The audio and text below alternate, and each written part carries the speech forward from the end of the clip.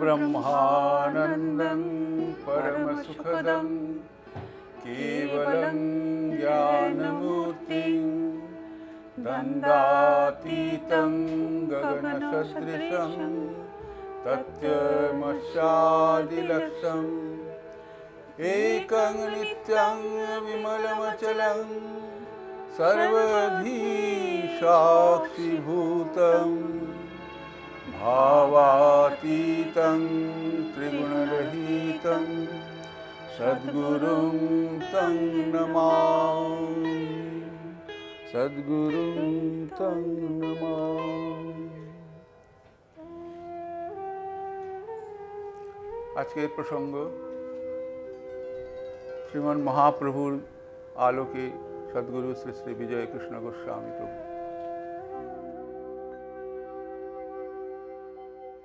যে সময়কার কথা বলছি তখন বিজয় কৃষ্ণ গোস্বামী ব্রহ্মজ্ঞানী, ব্রাহ্ম সমাজের আচার্য। তিনি তখন ১৩ নম্বর মির্জাপুর স্ট্রিটে একটি বাসায় ভাড়া করে থাকেন। গভীর রাত্রে আসনে বসে তিনি ব্রহ্মচিন্তায় মগ্ন। হঠাৎ দরজায় কড়া নাড়ার আওয়াজ হলো। তার ধ্যান ছুটে গেল। তিনি উঠে দরজা খুললেন। দেখেন সাদা চুল, দাড়ি, মাথায় ঝুঁটি করে চুল বাঁধা, শ্বেত বস্ত্র পরিহিত, সৌম্য দিব্যকান্তি এক মহাত্মা দাঁড়িয়ে। তিনি নিজের পরিচয় দিলেন, আমি অদ্বৈতাচার্য, তোমার পূর্বপুরুষ, তুমি তার আমার অধস্তন দশম সন্তান। আর ইনি হলেন শ্রীমন মহাপ্রভু, আর ইনি শ্রীমন নিত্যানন্দ প্রভু। বিজয় কৃষ্ণ গোস্বামী শশব্যস্ত হয়ে ঘরে এসে 3টি আসন পাতলেন, তাদের বসতে দিলেন। ভূমিষ্ঠ হয়ে প্রণাম করছেন। তখন অদ্বৈতাচার্য আদেশ দিলেন, তুমি গিয়ে স্নান করে এসো, বস্ত্র পরিবর্তন করে এসো, বসো। মহাপ্রভু তোমাকে মন্ত্রদান করবেন, দীক্ষা দেবেন। যন্ত্রচালিতের মতন মন্ত্রমুগ্ধ ব্রহ্মজ্ঞানী বিজয় কৃষ্ণ গোস্বামী সেই মধ্যরাত্রে কুয়োতলায় গিয়ে স্নান করলেন। বস্ত্র পরিবর্তন করে এসে আসনে বসলেন। মহাপ্রভু তাকে দীক্ষা দান করলেন। দীক্ষা মন্ত্র পেয়ে গোস্বামী প্রভু ভূমিষ্ঠ হয়ে প্রণাম করতে করতেই চৈতন্য হারালেন। সমাধি থেকে উত্থান লাভ করে দেখলেন তখন প্রায় ভোর রাত্রি। তিনি ভাবছেন, এটা কি স্বপ্ন না সত্য? দেখেন সামনে 3টি আসন পাতা আছে। নিজের বস্ত্রের দিকে দেখছেন, সেটিও রাত্রের বস্ত্র নয়। তার মনে পড়ে গেল তিনি তো স্নান করেছেন। ছুটে গেলেন কুয়োর পাড়ে। দেখেন সেখানে ভিজে বস্ত্র পড়ে রয়েছে এবং চারিদিকে জল ছিটানো। তিনি যখন ফিরে ঘরে আসছেন অভিভূত হয়ে, তখন অদ্বৈত প্রভুর বাণী শুনলেন, ওরে, তোর ব্রাহ্ম সমাজের কাজ এবার শেষ হয়েছে, তুই মহাপ্রভুর শরণাপন্ন হ, তার শরণাগত হ।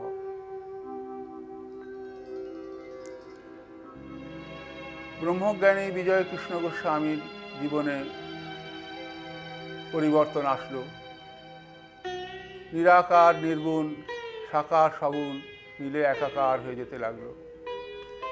তিনি যখন আচার্যের আসনে বসে উপনিষদ ব্যাখ্যা করছেন, নির্গুণ নিরাকার ব্রহ্ম সম্বন্ধে গল্প বলছেন, হঠাৎ শ্যামসুন্দর এবং মহাপ্রভু সেখানে উপস্থিত তার সামনে।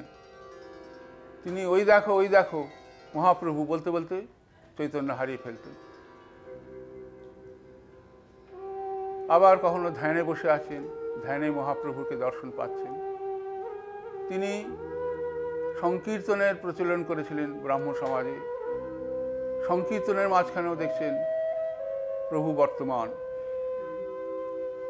তার ঘরে ফেরার সূচনা হলো, অর্থাৎ আবার স্বধর্মে ফিরে আসা।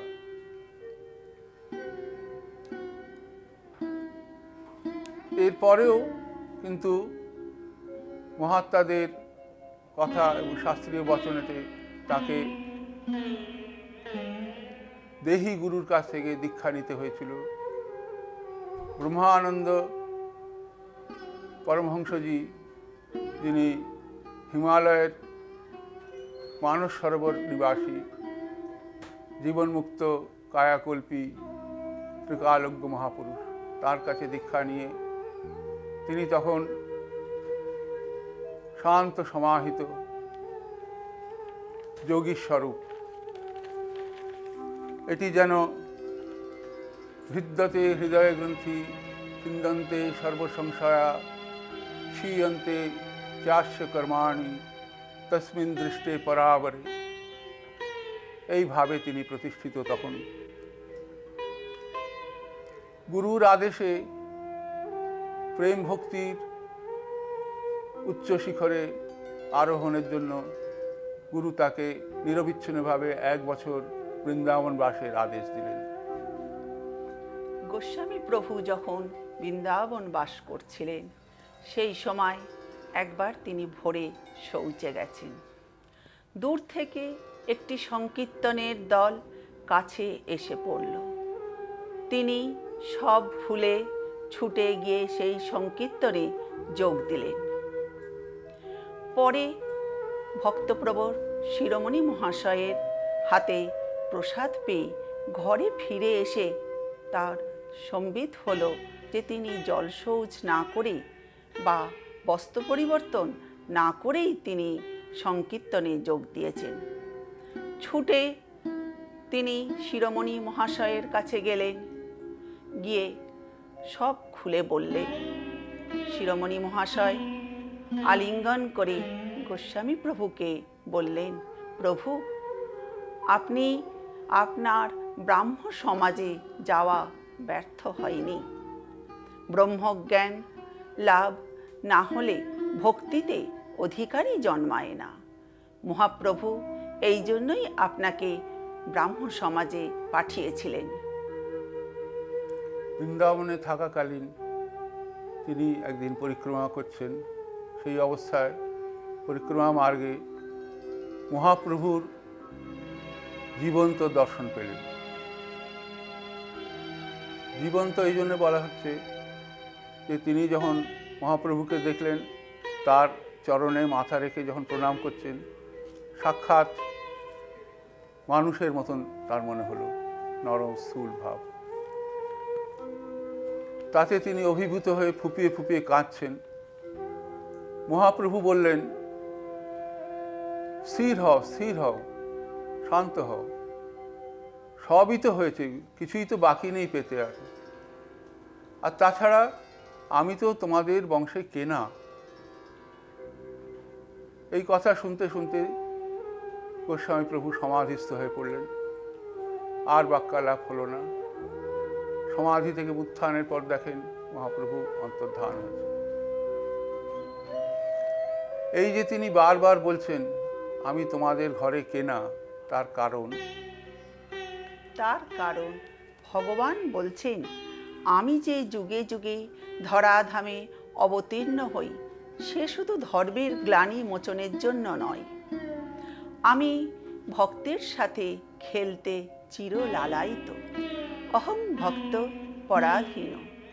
আমি ভক্তের প্রেমের অধীন, ভক্তের কেনা। তাই মহাপ্রভুর উক্তির অনুরণন, আমি তো তোমাদের কাছেই কেনা।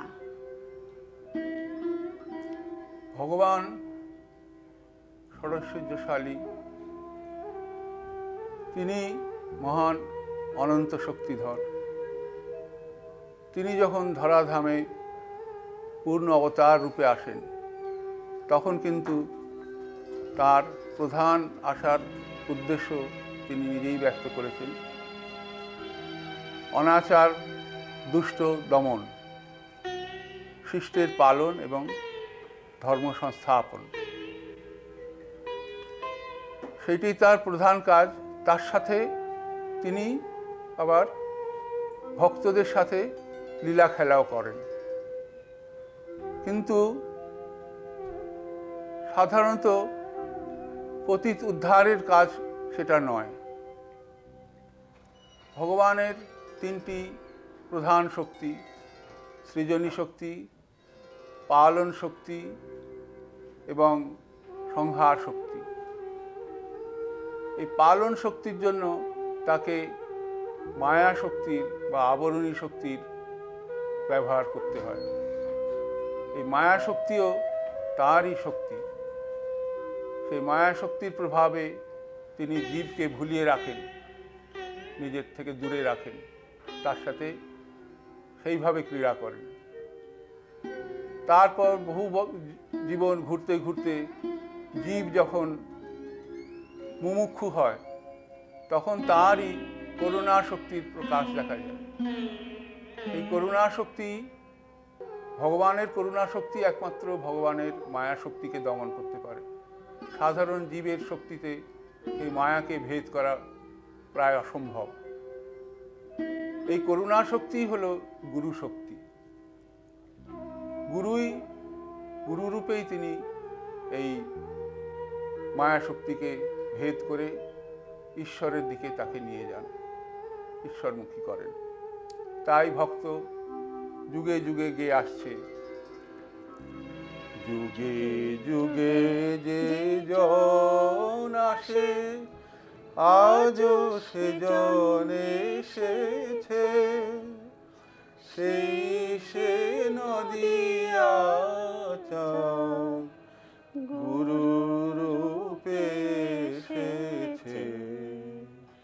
যুগে যুগে যে জন আসে, আজও সে জন এসেছে, সেই সে নদিয়া চাঁদ গুরু রূপে এসেছে।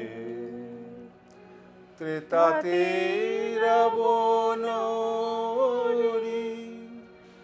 দাপরে কংসারী হরি, ভক্তের অনুরাগে যুগে যুগে অবতরী, সেই সে গোলকের হরি, কান্ডারি সেজেছে, সেই সে গোলকের হরি, কান্ডারি সেজেছে, সেই সে গোলকের হরি, গুরু রূপে এসেছে। যুগে যুগে যে জন আসে, আজও সে জন এসেছে, সেই সে নদিয়া চাঁদ গুরু রূপে এসেছে।